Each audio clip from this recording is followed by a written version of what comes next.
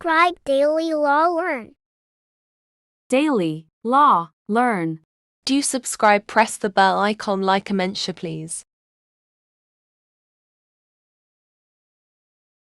Assalamu alaikum friends and welcome to my channel. Video we are going to discuss articles of Constitution of Pakistan 1973. But before starting my discussion, if you haven't subscribed to my channel, please subscribe and don't forget to press the bell icon for latest updates. So first we are going to discuss the introductory part of articles, which includes Article 1 to Article 6. In the introductory parts, the Article 1 is related to the Republic and its territories. Article 1 में हमारे पास article 1 से 6 में हमारे पास just introduction बताया, ये इतना difficult नहीं है, सो हम इसको जल्दी कवर करने की कोशिश करते हैं. आर्टिकल 1 सेज, क्लॉज 1 में आर्टिकल 1 क्या कहता है? The Pakistan shall be a federal republic to be known as Islamic Republic of Pakistan hereinafter refer to as Pakistan. कि पाकिस्तान की जो स्टेट होगी वो फेडरल रिपब्लिक होगी इन इट्स नेचर, जिसको इस्लामी जमहूरिया पाकिस्तान का नाम दिया जाएगा और बाद में इसे पाकिस्तान कहा गया. क्लॉज 2 में ये कहता है that the territories of Pakistan shall comprises of, part A में कहता है the provinces of Khyber Pakhtunkhwa, Sindh, Punjab and Balochistan. के टेरिटरीज ऑफ पाकिस्तान जो है वो प्रोविंसेस पर मुश्तमिल होगी, जिसमें 4 सूबे होंगे. क्लॉज 2 के पार्ट बी में कहता है the Islamic capital territory hereinafter refer to as federal capital. कि इस्लामाबाद कैपिटल टेरिटरी को बाद में फेडरल कैपिटल का नाम दिया गया. सी पार्ट में कहता है कि such state and territories is or may be included in Pakistan whether by accession or otherwise.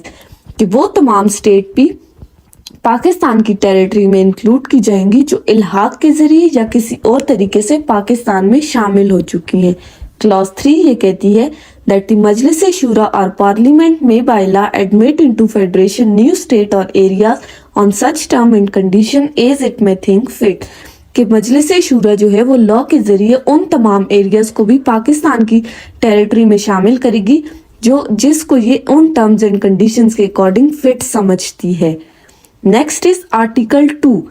Article 2 says that Islam to be a state religion. Article 2 ये कहता है कि इस्लाम shall be the state religion of Pakistan. कि इस्लाम जो है वो पाकिस्तान की रियासत का मजहब होगा.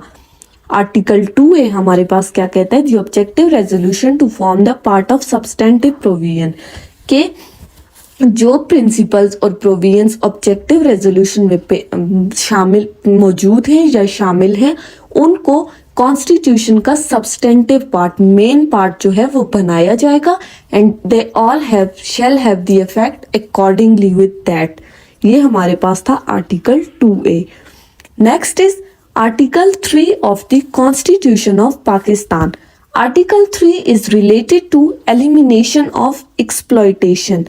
मीन्स के एक्सप्लॉयटेशन का मतलब है कि इस्तेहसाल, इस इस्तेहसाल की एलिमिनेशन करना, इसको ख़त्म करना. इस्तेहसाल मतलब किसी को अपने मकसद के लिए इस्तेमाल करना. So article 3 says that state shall ensure the elimination of all forms of exploitation. कि स्टेट जो है वो हर किस्म के इस्तेहसाल को ख़त्म करेगी and gradual fulfilment of fundamental principle, और जो भी फंडामेंटल राइट्स हैं उनकी फुलफिलमेंट को इंश्योर करेगी. एंड थर्ड में ये कहता है from each according to his ability to each according to his work. कि हर बंदे से उसकी एबिलिटी के अकॉर्डिंग काम लिया जाएगा और हर बंदे को उसके काम के मुताबिक उसका उतना ही मुआवजा दिया जाएगा. ये हमारे पास है आर्टिकल 3. आर्टिकल 4 हमारे पास है the rights of individuals to be dealt in accordance with law. Article 4 है, ये कहता है कि तमाम इंडिविजुअल्स के जो राइट हैं वो लॉ के अकॉर्डिंग डील किए जाएंगे. आर्टिकल 4 हमें बताता है rule of law. Rule of law अगर आपसे CSS के क्वेश्चंस में या किसी भी कि एग्जाम में आपसे पूछा जाए कि रूल ऑफ लॉ कौन से आर्टिकल को डील करता है, तो आप कहेंगे कि आर्टिकल 4 जो है वो रूल ऑफ लॉ के बारे में बताता है. इसके अलावा आर्टिकल 8 भी हमें यही बताता है और आर्टिकल 10 भी रूल ऑफ लॉ के अकॉर्डिंग है. So moving towards first clause of article 4. Article 4 की फर्स्ट क्लास क्या कहती है? To enjoy the protection of law and to be treated in accordance with law is the inalienable right of every citizen. कि हर citizen को protection of law दिया जाएगा, law की प्रोटेक्शन होगी, उसको प्रोटेक्ट किया जाएगा, उसके राइट्स को, और उसको लॉ के अकॉर्डिंग ही ट्रीट किया जाएगा। ये हर सिटीजन का इनएलिनेबल राइट है, मींस नॉन ट्रांसफरेबल। उससे कोई भी ये राइट नहीं छीन सकता। वेयर एवर ही में, जहां भी वो होगा, चाहे वो पाकिस्तान की टेरिटरी के अंदर है या पाकिस्तान से बाहर है, उसे लॉ की प्रोटेक्शन मिलेगी। क्लॉज 2 में ये कहता है कि इन particular no action detrimental to life, liberty, body, reputation or property of any person shall be taken except in accordance with law।